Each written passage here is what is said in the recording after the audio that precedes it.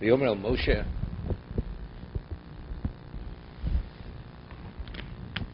And he said to Moshe, so of course, Yisro's coming. He's not speaking directly to him.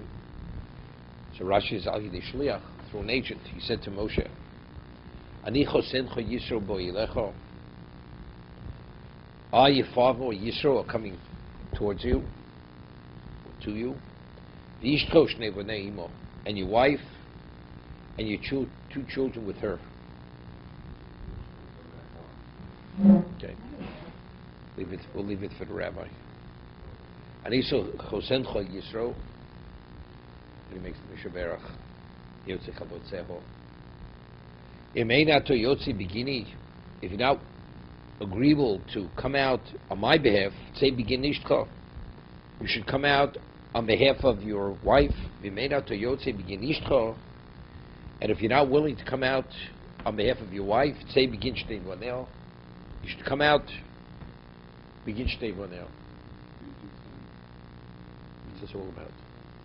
Okay, he needs them to come out. He needs Moshe to acknowledge him. He comes, he shows up, knocks on the door, and here I am. If you're not willing to come out on my behalf, come out on behalf of your wife. Not your wife, your two children.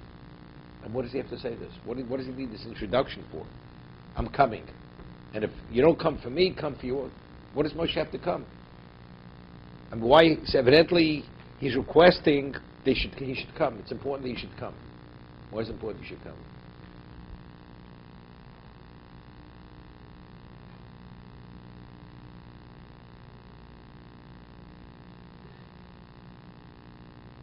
So here the Sephora says, Higdim lo diachu derech musar. It's the appropriate way.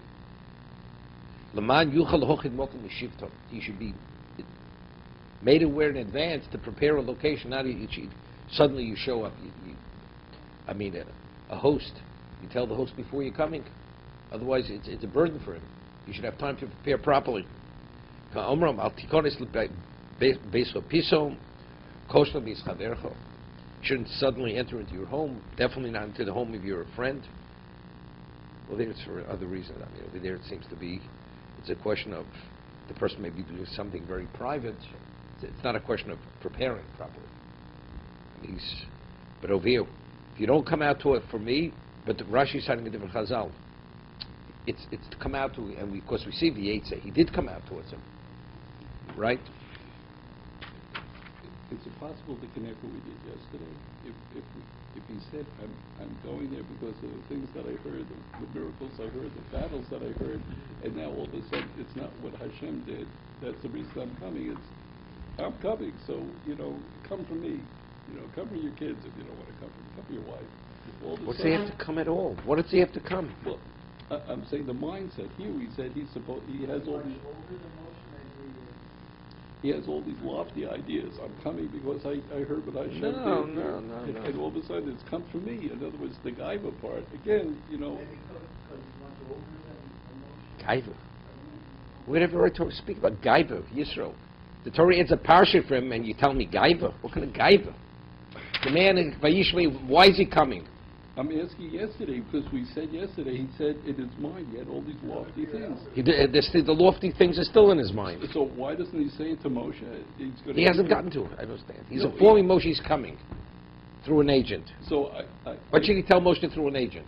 I'm coming to an agent because I heard what Hashem did. I want to be part of it. That's for the agent to say. What's that for the agent? What does that do with the agent? So the agent's saying... I'm coming, period. And if you're not agreeable to come out for this reason, come for that reason or that reason, or your children. And for your children, what's the gaiva for your children? Okay. Come out on behalf of your children. What's gaiva there? Why are you displaying gaiva? Because it's me. You're coming for me. Give me the honor of you who's leading it. They say California's la la land. Howard's going, he's a la la, now he's going la la la la la. Oh boy. Okay? It has no relevance. Okay, that's why I asked you. Are we studying Shmos or are we studying Bamidbar now? It's no relevance. So it can't be covered to outbursts? Maybe what? And what of his children? He says, come out on behalf of your children. So it has nothing to do with this.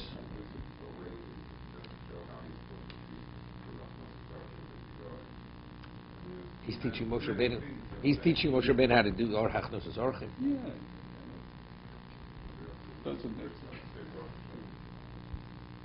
You know, when we learned Gemara Kedushin, that when Rav Yosef brought a proof, so somebody said, maybe he put a needle in it. So he says he was pained. He was pained when he heard the comment, the question. When I hear some of these things, I also, at Kavaskam, I'm pained. I mean, you got it. Okay? You realize Yisro himself wasn't a Jew.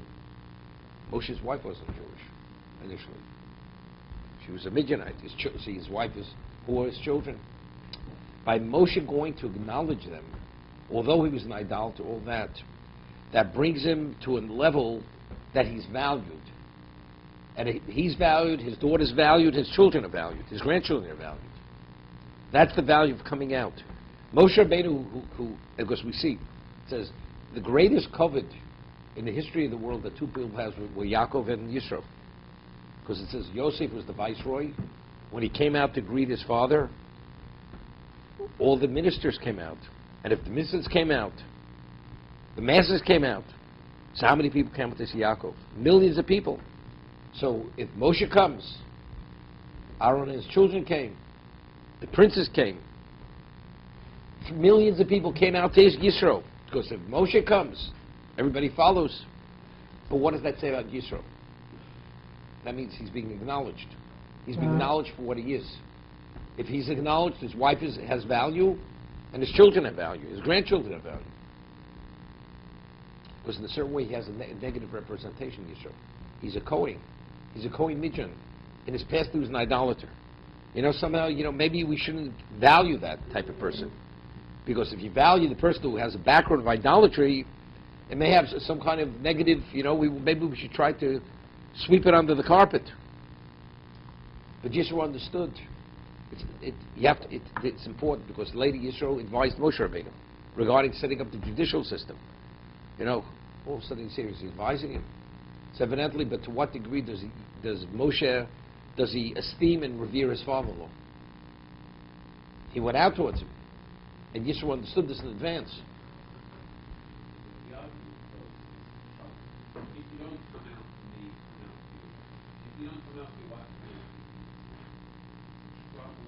Why?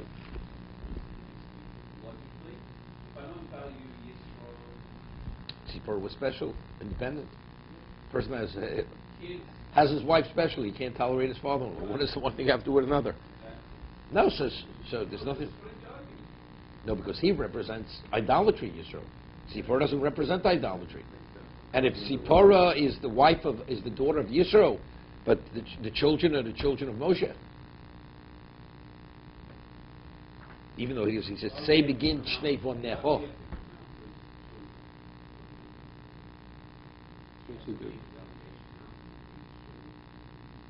So evidently, it's to value that even though they were born from this woman who was a Midianite, all the other children were born from Jews.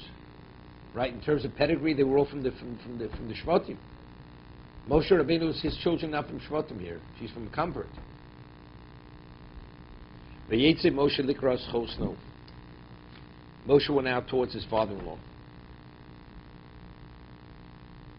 Vayishtachu v'yishaklo. He prostrated himself. To what degree of value is giving him? Is the ultimate, prostrating himself. Vayishaklo v'yishalo ishlo reyehu l'shalom. And each asked about the other's welfare. Vayavo elo. And they came into the tent. Vayetze Moshe. Kavod Godel Iskab Yisro Bososho. Yisro was accorded great honor on that moment. Came at Yotza Moshe, Yotza Aaron of the view.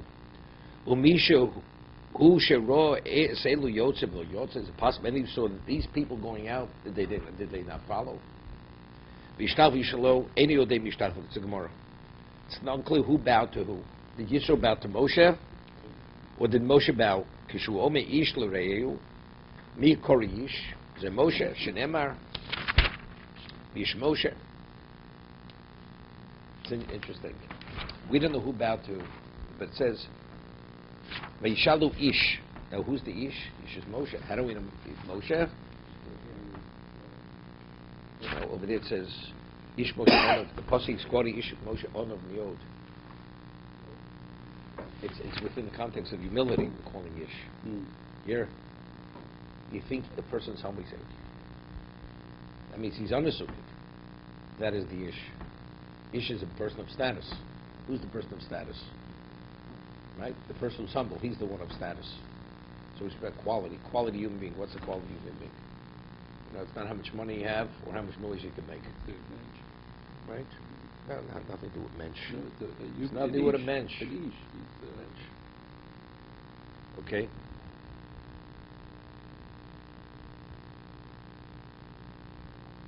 Okay. Howard writes a commentary on what I say. So, I got to be careful.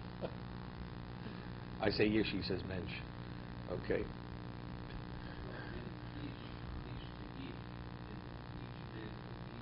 No, we want to know who bowed. Was it Yisro bowed?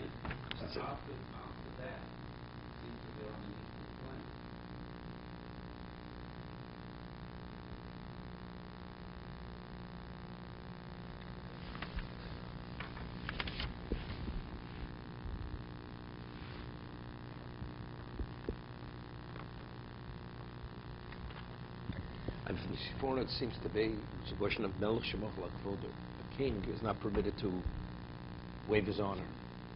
Moshe going out towards Yisro, it's not simple. Moshe has a representation. Is it appropriate for a man of his? It's not easy. He's not an individual Moshe. Moshe represents Klal Yisrael. So just because it's Lahavdil Elef Havdolos, Obama, he represents the United States. What he does and behaves, he's disgracing the people. Many things he does. He'll bow before a lowlife. You're bowing before a lowlife. You want to bow, you bow. You understand? If you're not present, you do that. But how do you do these things? You go shake a guy's hand where the guy's blood is dripping from his hand. Maybe they should be discussed before you go. Couldn't care less. Lahavdil, Elef Abdolos.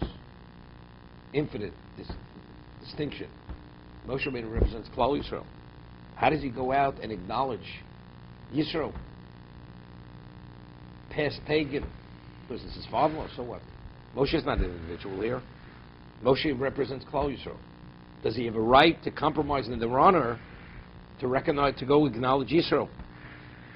Right, he went out. Why did he go out? He says something interesting. Lo chodel b'shup. But how do you have a right to do something? You're not a personal person over here. There's no personal here. Lo chodel b'shup ma'alosu l'kadim p'nei mi sheshile mimo tova beis sarlo. You hear what he's saying? He did not refrain from going out to acknowledge because he's paying back a debt. Because Yisro was kind to him when he was in a tough position. He was a fugitive who took him in and gave him his daughter to marry. That's an overriding factor. So evidently, what is that? That's something to learn. So evidently, you're teaching Klal Yisrael what Hakor Satov is. That is important enough to override, even though you represent Klal Yisrael, nevertheless,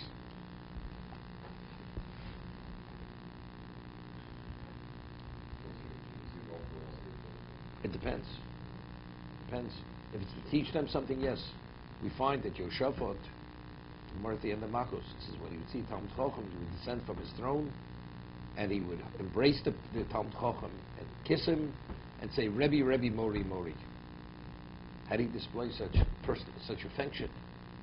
Right? But who you are? The Talmud Chacham is not just an ordinary person. That's esteeming the Torah. It's because what the Talmud Chacham represents. Right? Otherwise, again, a king's not supposed to display any type of emotion.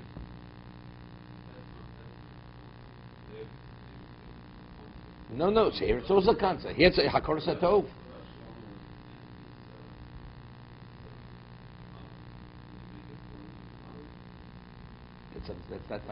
That's not compromising his honor. That's not called compromising his honor. Over there it is. It's Mel Shemach L'Kvodo. The answer is because the honor of Torah is the ultimate. Herosa, Hakor Satov. If not for Yisro, there wouldn't be a Moshe. If not for Moshe, there's no Jewish people. You understand? If you follow the thread here. No, that's something else. That's something else. We're not saying because he's not volunteer here. We're saying The way the Sikora is learning is, and it would have a negative effect, he wouldn't do it. But there's no negative effect here. There's no negative effect. But he's a melech. A melech is not permitted to waive his honor. The answer is, he says, he's repaying a debt that when he was in a difficult bind, he actually helped him out. That's an overriding factor. I mean, you find we have an Haftarah we just read recently that David, before he passed away, he instructed Shlomo that because when he was a fugitive from Shaul, Barzillai gave him food and helped him. Therefore, he should be a member. He should sit at his table. He should be a guest at Shlomo's table to repay the debt that he owes Barzillai. It's an Haftarah we read. But you have an ordinary person at your table. He's not an ordinary person. When I was a fugitive and I was starving, dying of hunger, he took me in. To be continued.